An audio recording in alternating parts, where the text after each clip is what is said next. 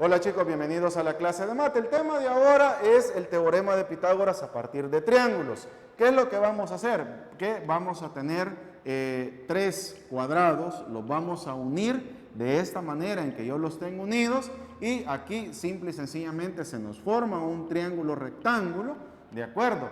Y con estos triángulos vamos a cumplir el teorema de Pitágoras. Ahora, no necesariamente porque un triángulo nos diga que es rectángulo, pues cumple lo que es el teorema de Pitágoras, ¿verdad? Habría que, ¿cómo se llama? Que probarlo, ¿de acuerdo? Va.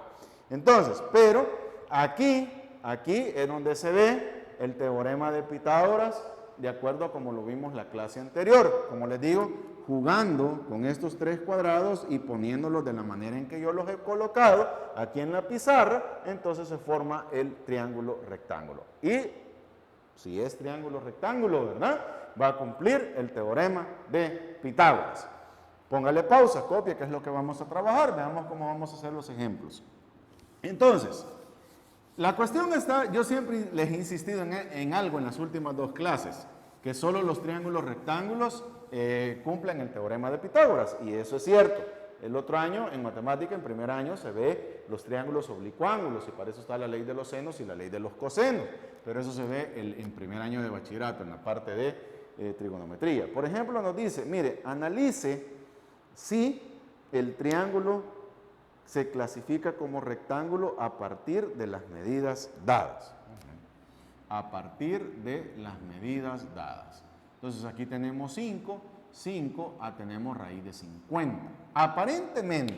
Aparentemente aquí está el ángulo recto, ¿de acuerdo? Entonces esta sería la hipotenusa.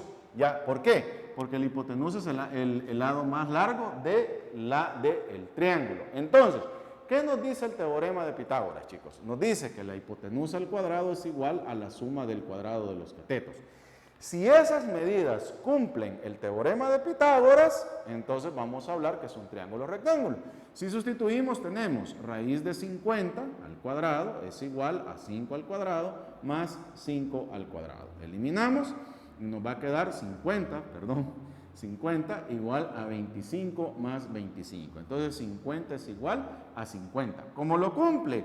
Entonces, ¿cómo clasificamos el triángulo? Lo clasificamos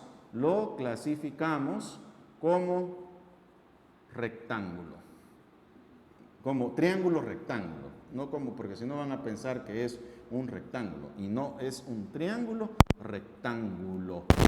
Entonces, LQD, lo que queda demostrado.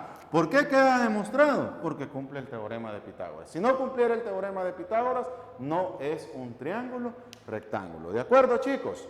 Entonces, esta es la manera en que lo vamos a trabajar, ¿verdad? ¿De acuerdo? Otro ejemplo sería, por ejemplo, que